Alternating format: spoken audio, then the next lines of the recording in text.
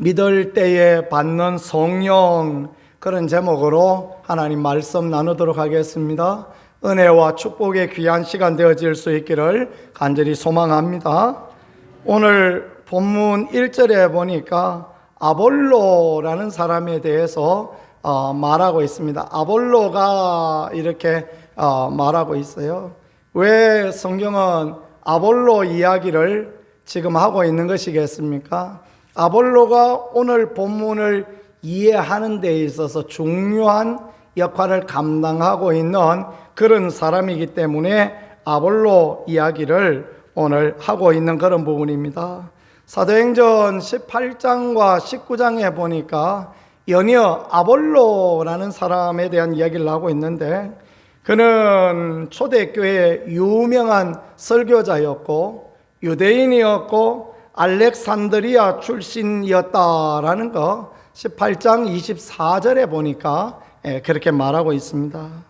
아볼로의 고향이었던 알렉산드리아, 알렉산더 대왕이 만든 도시였고 많은 유대인들이 거주하고 있던 그런 도시였습니다. 지난주에도 말씀드렸죠.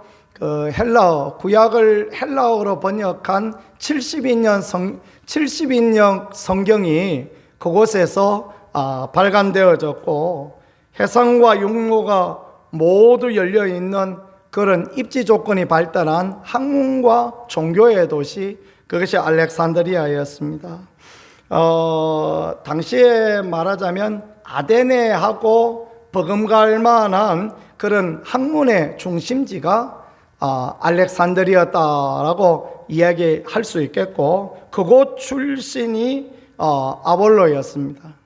그러니까 역사적인 교회사적인 내용도 보면 교회사의 영지주의나 또 헬라 철학이나 이런 것들이 교회의 신앙을 무너뜨리려고 할 때 그 알렉산드리아에서 나온 교부들, 알렉산드리아에서 나온 믿음의 사람들이 정말 중요한 역할을 감당하는 그런 일을 했습니다.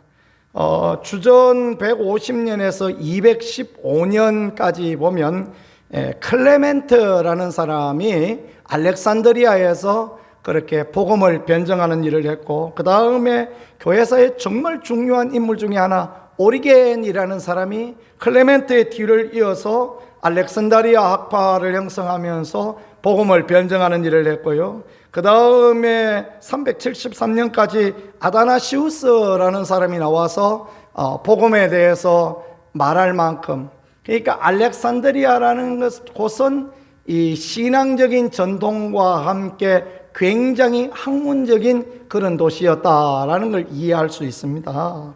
그 알렉산드리아 출신 아볼로, 그러니까 물론 아볼로가 제가 말씀드렸던 클레멘트나 또는 오리겐이나 아다나시우스나 이런 사람들보다 먼저 있던 사람이지만 그런 전통을 가지고 있는 도시 출신이었다라는 거, 그 구약성경 70인역이 번역되어질 만큼 그렇게 소중한 역사적인 부분을 갖고 있는 도시였다라는 거 생각해 볼 수 있겠습니다. 18장 후반부에 보니까 그가 일찍이 주의 도를 배웠다 그렇게 말씀하고 있죠. 이 아볼로가 아마 유대 땅에 왔다가 바울이 그렇게 유대 땅에 와서 유학을 하고 그렇게 교부들에게 배우고, 교부가 아니고 랍비들에게 배우고 했던 그런 전통들처럼 이렇게 아볼로도 아마 유대 땅에 와서 배우는 그런 일이 있었던 것 같습니다. 근데 일찍이 주의 조를 배웠다 말씀했는데 누구에게 배웠느냐? 요한에게 와서, 광야에 외치던 사람 침례 요한에게 와서 복음을 배우고 그랬던 사람입니다. 침례 요한은 예수님의 제자가 아니지요. 예수님의 제자가 아니고 광야에서 외치던 소리로서 예수님이 오실 것이다, 메시아가 오실 것이다, 구약의 마지막 선지자다, 이렇게 보면 됩니다. 그런 이제 예수님의 오심을 증언했던 사람인데, 사실은 예수 오실 것을 증언했던 사람이지만 예수님에 대하여서는 잘 모르는 사람입니다. 그래서 성경은 그를 여자가 낳은 자 중에 가장 큰 자다 이렇게 표현했지만 천국에서는 지극히 작은 자보다 작다 그렇게 표현한 것은 예수님을 아는 사람, 예수님을 아는 지식을 가진 믿음의 사람보다 그는 못하다. 그건 말하자면 우리보다 못하다 그렇게 말하는 것입니다. 적어도 천국에서는 그와 같다. 왜냐하면 예수님을 아는 지식이 없기 때문에 그와 같다라는 것을 그렇게 말씀해주고 가르쳐주고 있는 것입니다. 믿음의 삶을 살아가는데 중요한 것은 그가 얼마나 배웠는가 그거 아닙니다. 많이 배웠다고 해서 예수님을 잘 압니까? 전혀 그렇지 않습니다. 많이 배워도 신앙생활을 하고 예수님을 아는 것은 자기가 직접 경험해보고 자기가 정말 살아계신 주님을 만나고 기도 응답받고 그래봐야 진짜 예수님을 아는 거지. 아무리 많이 배워도 박사님이라도 예수님에 대해서 박사냐? 아니더라고. 예수님에 대해서는요 무지몽매할 때가 더 많습니다. 우리 제가 지모하던 교회에 그 연세 드신 권사님들 중에는 학교 근처도 못 가본 분들도 굉장히 많습니다. 그랬는데도 불구하고 신앙에 대하여서는 목사보다 더 잘 아십니다. 잘 알고 그냥 성경을 꿰뚫고 있고 말씀을 잘 이해하고 있고 심지어 그 중에 어떤 분은요 제가 면접 갔을 때 설교한 설교 제목하고 본문 1, 2, 3 어쨌다는 것도 알고 있는 분도 계시더라고요. 깜짝 놀랐습니다. 이야 대단하다 생각했습니다. 예수님을 아는 것은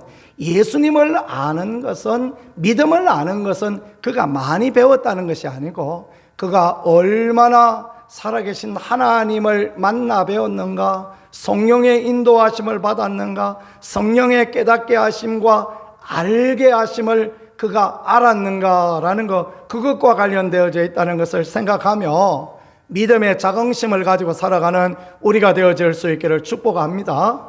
세상 사람들은 세상의 학문이야, 세상의 물질, 세상의 명예야, 우리보다 더 많은 사람, 많이 알고 많이 가진 사람이 있겠죠. 그러나 믿음에 관하여서는 우리가 더 많이 아는 은혜를 입었고 은혜에 관하여서는 우리가 더 큰 은혜를 입었다라는 이 사실은요 우리가 믿음의 삶을 사는데 큰 자긍심이 되고 자부심이 되는 그런 부분이 되어지는 것입니다. 자, 아볼로가 그 유명한 알렉산드리아 출신이었습니다. 학문도 많이 배워서 성경으로 능히 사람들의 이야기를 다 이길 수 있는 사람이었습니다. 그럼에도 불구하고 믿음의 도를 다 알지는 못합니다. 그래서 브리스길라와 아굴라가 불러다가 가르쳤다라는 거 우리가 지난주에 말씀을 통하여 배웠죠. 그렇습니다. 브리스길라 아굴라는 교회의 평신도였지만은 그러나 목회자를 가르칠 만한 그런 믿음의 역량이 되어져 있었고 믿음의 귀한 일꾼들이 되어져 있었던 그런 부분입니다. 자, 이 아볼로가 에베소에서 가르치고 있었어요. 그러니까 복음을 가르치고 있고 아볼로가 설교를 너무 잘하니까 아볼로 파다, 아볼로의 제자다 하는 그런 사람들이 있었다라는 것입니다. 조용기 목사님의 제자다 이야기하는 사람도 있고 옥하는 목사님 제자다, 나는 이동원 목사님한테 제자 훈련 배웠다는 사람이 있듯이 그렇게 아볼로의 제자다라는 사람이 고린도에 있었다라는 것. 그런데 문제는 뭐냐 하면 이 제자들이 바울이 내려와서 이야기를 해보니까 불완전하다, 어딘가 모르게 이 복음에 대해서 불완전하게 알고 있다, 이거를 알게 되었던 것입니다. 그래서 고린도에 아볼로가 고린도에 있을 때에 바울이 윗지방으로 다녀 에베소에 와서 어떤 제자들을 만나. 윗지방이다 이야기하는 것은 지금 그 터키 땅의 위쪽 지방, 왜냐하면 에베소는 이 아래쪽에 있거든요. 이 아래쪽에 있는 항구 도시니까 위쪽 지방을 둘러서 아래로 내려왔다. 지난번에 우리는 바울이 이제 제2차 선교여행을 마치고 3차 선교여행을 출발하는 단계까지 보았죠. 다시 바울이 시리아 안디옥에서 출발하여서 그리고 이제 산맥을 넘어서 이렇게 윗지방을 쭉 터키 윗지방을 돌아서 아랫지방으로 내려와서 에베소에 왔다. 3차 전도의 여행을 바울은 6년간 했다라고 학자들은 그렇게 이해하고 있는데요. 그 중에서 이제 2년 6개월을 많은 시간을 이 에베소에 와서 복음을 가르치는 그런 부분이 되었습니다. 그 일의 시초에 지금 이제 바울이 에베소에 내려왔던 것입니다. 그래서 어떤 제자들을 만나 이르되 2절입니다. 너희가 믿을 때 성령을 받았느냐 물어봅니다. 너희가 믿을 때 성령을 받았느냐 이야기하는 게 들어보니까 성령 받은 사람 같지가 않아요. 이야기하는 게 들어보니까 예수님을 믿기는 믿는데 우리말로 하면 어딘가 모르게 나이롱이에요. 이거 보니까 시원찮아요.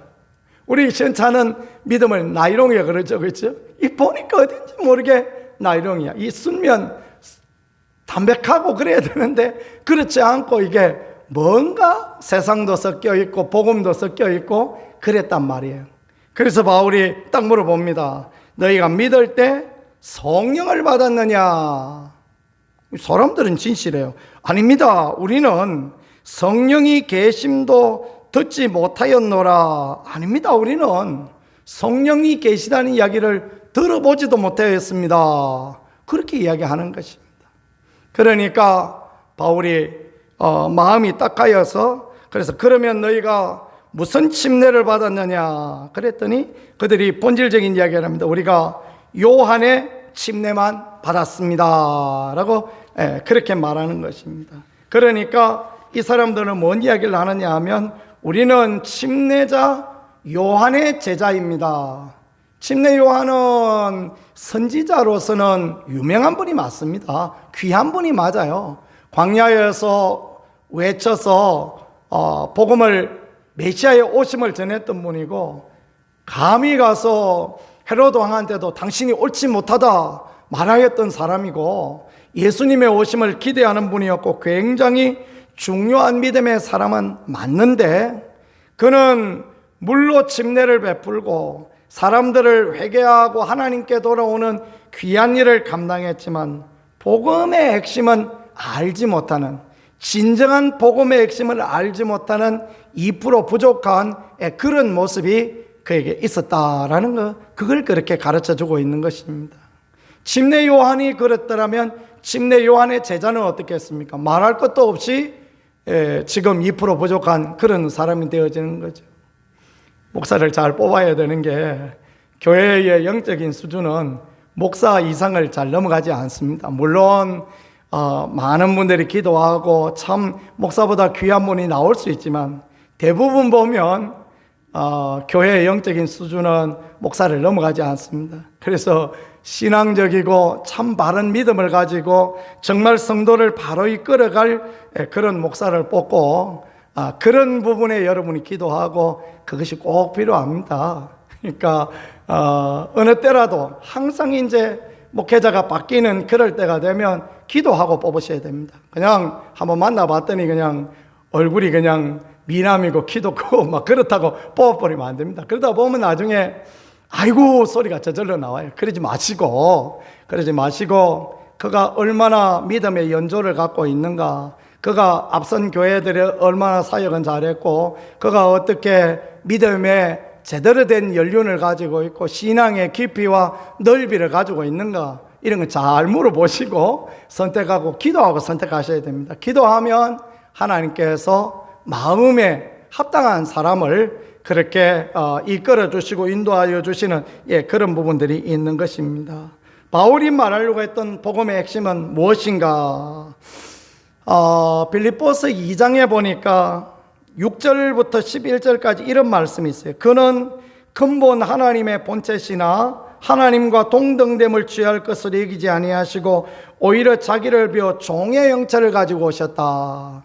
예수님은 어떤 분이냐? 예수님은 하나님하고 동일하신 분이다. 하나님의 본체이시다. 또 그 자기를 비워 종의 모습을 가지고 오신 분이다. 예수님은 완전한 하나님이시고 완전한 사람으로 오신 겸손하신 분이다라는 거, 그걸 먼저 이렇게 가르쳐 주고 있습니다. 복음의 핵심은 그겁니다. 예수님은 하나님이시다. 같이 한번 해보겠습니다. 예수님은 하나님이십니다. 아멘. 그래서 바울은 이 빌립보서 2장 6절에 보니까 그는 하나님의 근본 본체다. 하나님하고 동격이다. 이렇게 말씀했습니다. 그러니까 교회의 정통은 무엇이냐면 예수님은 하나님과 동격이고 예수님과 성령님은 동격이시다. 삼위가 일체이시다. 이게 교회의 정통입니다. 하나님 아버지는 더 높으신 분이고 예수님은 그 밑에 있고 성령님은 그 아래에 있고 이런 거 아닙니다. 그렇지 않고 하나님은 삼위일체이시다. 정삼각형처럼 삼위일체를 가지신 분이 하나님이시다. 이게 정통인 것입니다. 그렇지만은 자기를 비워 종의 형체를 가지고 그리고 사람과 같이 되셨고 사람의 모양으로 나타나서 자기를 낮추고 죽기까지 복종하셨다. 예수님은 성육신하신 분이다. 거룩한 몸을 가지고 이 땅에 오신 분이다. 그 예수님은 그러면 사람이신가? 그렇습니다. 예수님은 배고파 하시기도 하고 울기도 하시고 예수님은 진짜 사람이셨다. 이것도 중요한 일입니다. 같이 한번 해보겠습니다. 예수님은 진짜 사람이셨습니다. 아멘. 진짜 하나님과 본체시고 진짜 사람으로 오셨다. 가연설이라는 이단이 있어요. 예수님은 하나님이셨는데 사람은 아니고 사람은 그냥 허울만 쓴 모양이었지 진짜 사람 아니셨다. 그 이단입니다. 그게 옳지 않습니다. 왜냐하면 그러면 예수님의 십자가의 죽으심이 부인되어지는 것입니다. 우리를 위한 대속의 죽음이 예수님이 우리 위하여 대신 죽으셨다는 그 성경의 원리가, 성경의 교리가 그대로 적용되지 않는 그런 부분이 있기 때문에 그렇습니다. 성육신하신 분이고 십자가에 우리 대신 죽으신 분, 곧 십자가의 죽으심이라. 복음의 핵심 진리는 그거 아닙니까? 예수님이 우리의 죄를 위하여 죽으셨다. 같이 해보겠습니다. 예수님이 우리 죄를 위하여 죽으셨습니다. 아멘.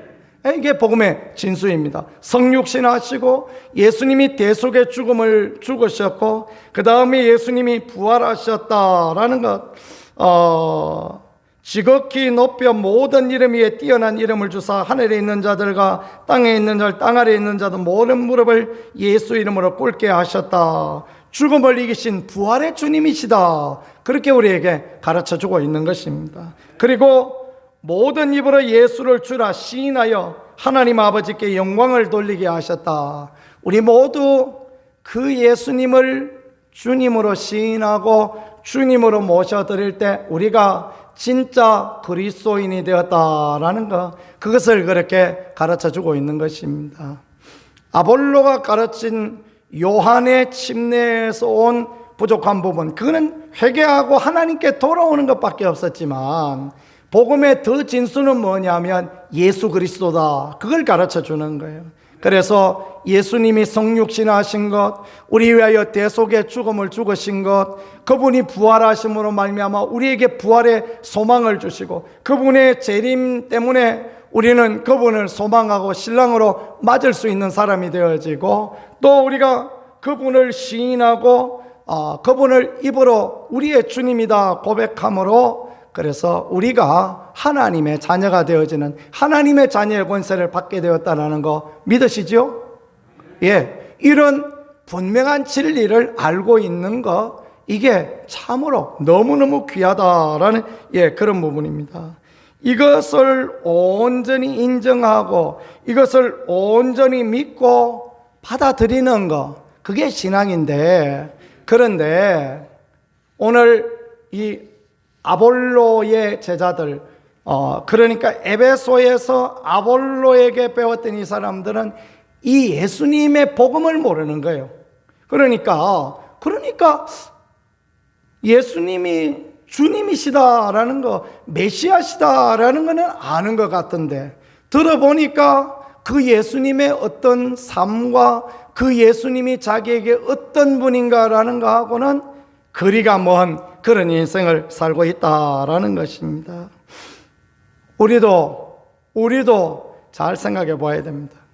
우리가 성경만 들고 단순히 교회 와서 하나님 앞에 주일 헌금 드리고 감사 헌금 드리고 11조 헌금 드리고 우리가 믿음으로 잘 드리고 하기는 하는데, 우리의 삶에 예수님이 하나님의 아들이시고 예수님이 나의 죄를 위하여 죽으신 분이고 예수님이 나를 위하여 부활하신 분이고 예수님이 다시 오실 분이고 예수님이 나의 주님이시다 영접하고 살아가고 있는가? 이 물음표는 우리에게 꼭 필요한 물음표가 되어지는 것입니다.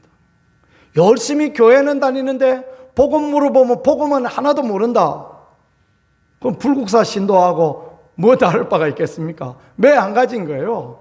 우리가 복을 받기 위하여 하나님 앞에 헌금도 드리고 열심히 하고 그러는데 예수님을 모르면 불국사 신도예요. 그건 뭐 구정중앙침례교회 신도다 보기 힘든 부분이 되어져요. 하나님 나라 백성인가 물음표를 느낄 수밖에 없는 것입니다. 그래서 목사나 성도나 복음의 핵심 가운데, 복음의 진리 가운데 있는 이 삶을 살아가는 것, 이게 너무너무 귀하고 복되다라는 것, 그걸 말씀을 통하여 우리에게 가르쳐주고 있는 것입니다. 그래서 5절에서 7절 보니까 그들이 듣고 뭘 들어요? 복음을 들었습니다. 바울에게 복음을 들었어요. 예수님의 성육신과 예수님의 대속의 죽음과 예수님의 부활과 예수님의 재림과 그 예수님 영접하는 그 부분을 들었다라는 것입니다. 듣고 주 예수의 이름으로 침례를 받으니, 침례는 언제 받는 것입니까? 이제 내가 그 예수님을 내 주님으로 섬기면서 살겠다 고백할 때 침례 받는 거 아닙니까? 그죠? 막 교회 나온 지 6개월 됐으니까 갔다가 물에다 주워다 담가보는 게 아니고 그게 침례가 아니단 말이에요. 그죠? 교회 나와 한 6개월 지났으니까 이제 됐습니다. 오세요 해가지고 물에 담가보면 그 되느냐? 그게 아니라는 것입니다. 그가 진정 믿음의 고백을 하고 내 예수님을 신랑으로 그렇게 모시고 살겠습니다 고백하고, 그리고 나는 이제 예수님하고 결혼합니다, 그런 믿음의 고백이 있을 때 그 사람한테 침례 주고 그 사람한테 직분도 주고 그 사람에게 하나님의 일을 감당하기도 하고, 그래야 교회가 잘 되어집니다. 아멘이죠? 그럼 어영부영 성경책 들고 왔다 갔다가 이렇게 했다고 해서 그분을 침례주고 그렇게 하면 곤란합니다. 그래서 침례교 목사님들이 보면요, 침례주는데 굉장히 인색합니다. 침례교 목사님들이 직분 주는데도 굉장히 인색합니다. 그게 침례교 목사의 자존심이에요. 저는 어떨까요? 저도 그렇습니다. 저도 침례교회에서 자라났고 쭉 침례교회에서 커왔고 침례교회에서 침신대에서 공부하고 침례교 목사가 되었으니 저도 그런 부분에 인색합니다. 근데요, 중요합니다. 왜 중요하냐 하면요, 그래야 바른 복음의 진리 위에서야 교회가 올바로 되어지고, 바른 복음의 진리 위에서야 교회가 하나님의 은혜 가운데 있는 그런 교회가 되기 때문에 그런 것입니다. 교회에서 그 말썽 많이 일으키고 교회 문제 일으키고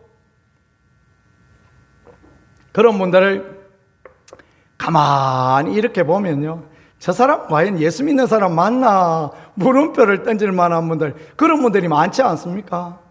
여러분, 교회에 나와서 새벽에 와서 열심히 기도하고 수요일 예배 안 빠지고 나오고 그냥 주일도 그냥 주일 보면 죽는 줄 알고 이런 사람들이 교회 문제 일으키는 거 보셨습니까? 그런 사람 교회 문제 일으키지 않습니다. 띄엄띄엄 징검다리로 주일 한 번씩 나오다가 그러다가 이렇게 또 세월이 되어서 또 그렇게 침례도 받고 직분도 받고 그런 분들이 꼭 교회 문제를 일으키고, 그러지 않습니까? 그죠?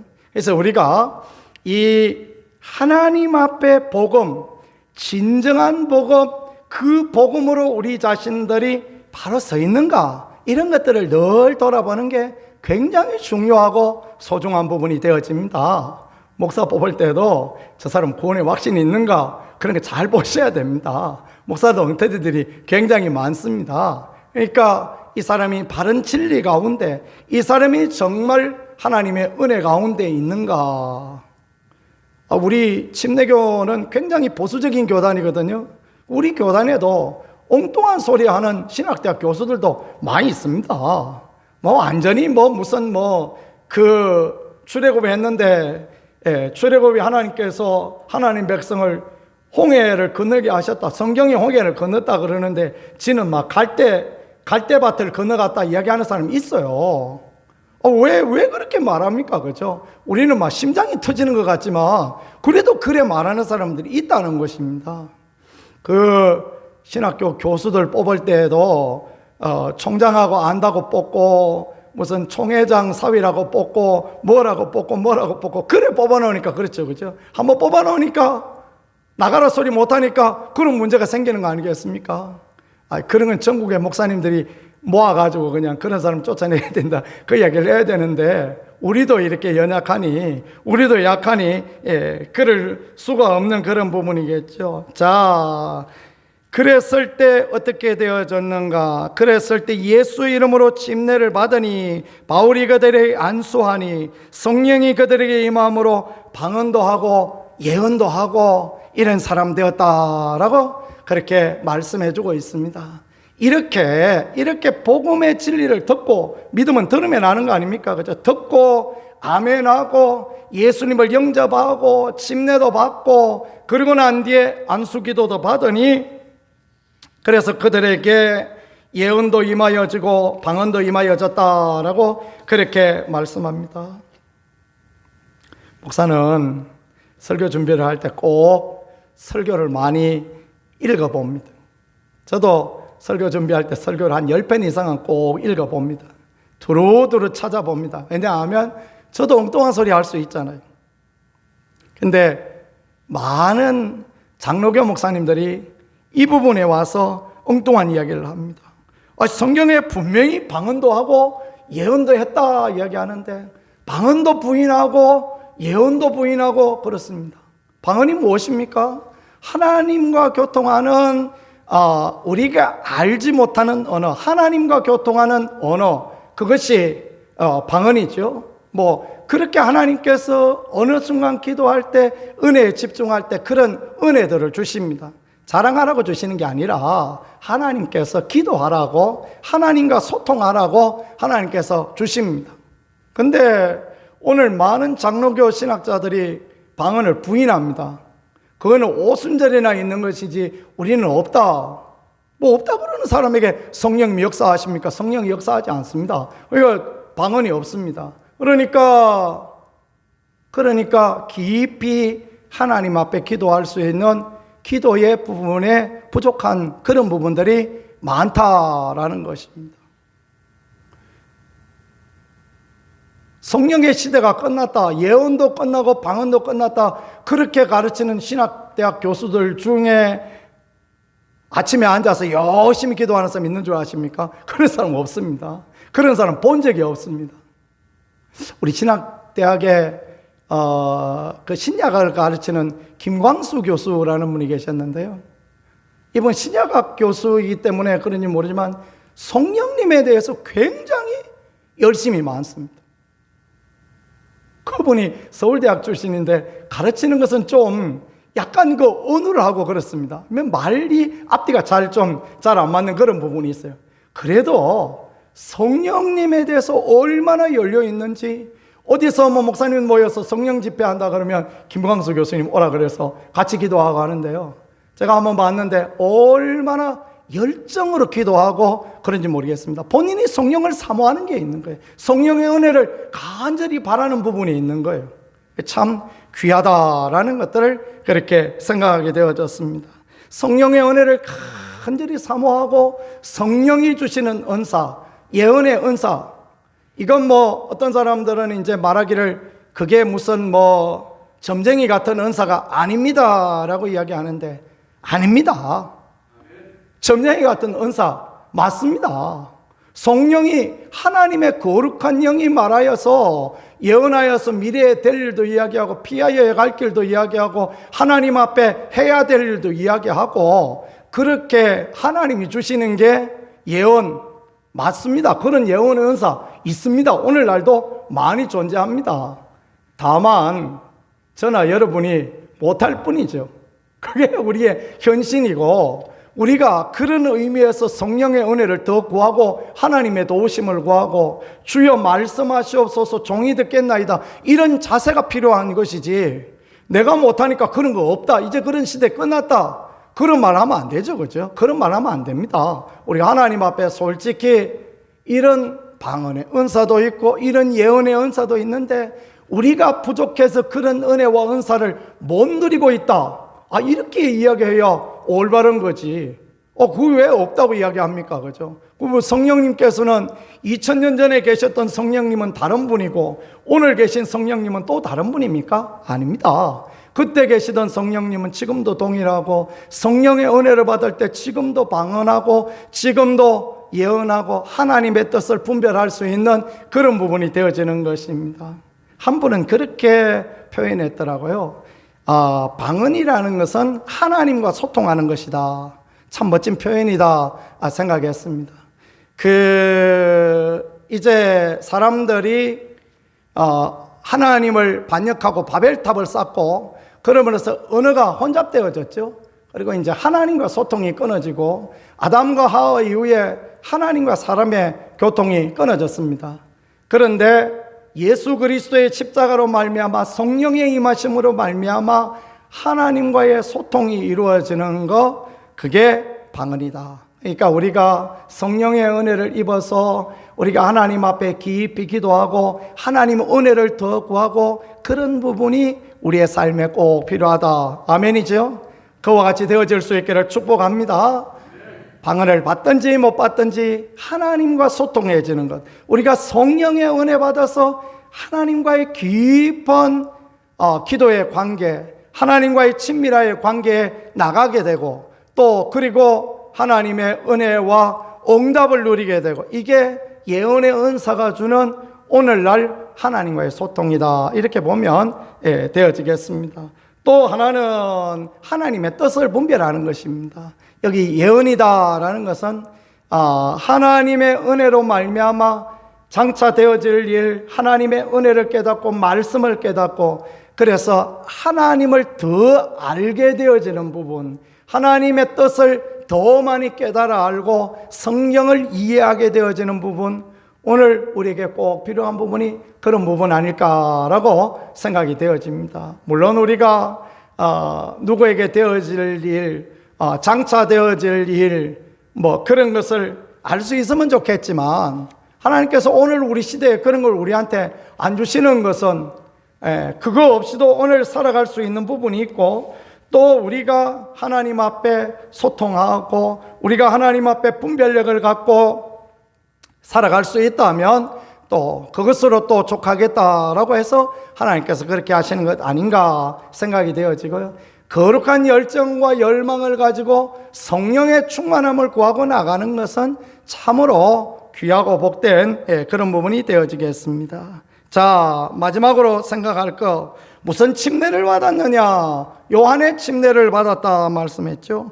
그러면 요한의 침례와 반대되는 것은 무엇이겠습니까? 그것은 성령의 침례입니다. 성령으로 우리가 충만하게 되어지고 성령에 흠뻑 젖게 되어지는 것, 성령의 그 은혜에 깊이 침례받아 침수되어지는 것처럼 성령의 깊은 세계에 들어가게 되어지는 것, 이게 우리에게 참으로 필요하다. 예를 들면 이런 것입니다. 운전을 하는데 요한의 침례만을 받은 사람은 자기가 운전석을 잡고 있습니다. 자꾸 물어봅니다. 옆에 예수님 어디로 갈까요? 예수님께서 옆에서 야야 우측으로 가자 그러면 우측으로 가고, 좌측으로 가자 그러면 좌측에 가고, 앞으로 직진하자 그러면 앞으로 직진하고. 뭐가 문제냐 싶죠. 그런데 예수님의 침례, 성령의 침례를 받은 사람은 어떤 사람이냐? 주도권을 주님께 내어드리는 것입니다. 주님이 일하시옵소서, 주님이 운전대 잡아주시옵소서, 주님이 운전대 잡고 나는 그 옆에 타고 가는 거예요. 주님이 이끄시는 대로. 그래서 찬송도 있지 않습니까? 주의 인도하심 따라, 주의 인도하심 따라. 그렇게 가는 게 성령의 인도를 받는 삶이고, 그 삶에는 하나님의 은혜와 하나님의 보호하심과 하나님의 함께하심이 있는 것입니다. 그러니까 바울은 성령의 침례를 받는 것을 너무너무 귀하게 생각하였다라는 것입니다. 자, 시간 많이 지났으니까 정리해 보십시다. 정리해 보면 그렇습니다. 아볼로의 제자들은 요한의 침례만 받았습니다. 회개만 하고 자기 주도권을 가지고 있었습니다. 바울은 와서 믿을 때 성령을 받았느냐 물어봤더니 들어보지도 못했습니다. 그래서 복음의 진수를 설명하고 안수기도와 하니까 성령의 침례를 받았습니다. 이제 그들은 예수님을 주님으로 영접하고 예수님이 이끄시는 대로, 성령이 이끄시는 대로 살아가는 삶이 되어졌습니다. 주님의 인도를 따라가는 삶이 되었습니다. 그러니까 진정 제자의 길을 가게 되어졌다라는 것, 그것을 가르쳐 주시고 알게 해 주시는 것입니다. 우리도 믿음 생활을 할 때 요한의 침례만 받고 어떤 때는 순종하고 어떤 때는 불순종하고 어떤 때는 내 마음대로 가고, 그런 모습이 얼마나 많습니까? 그렇죠?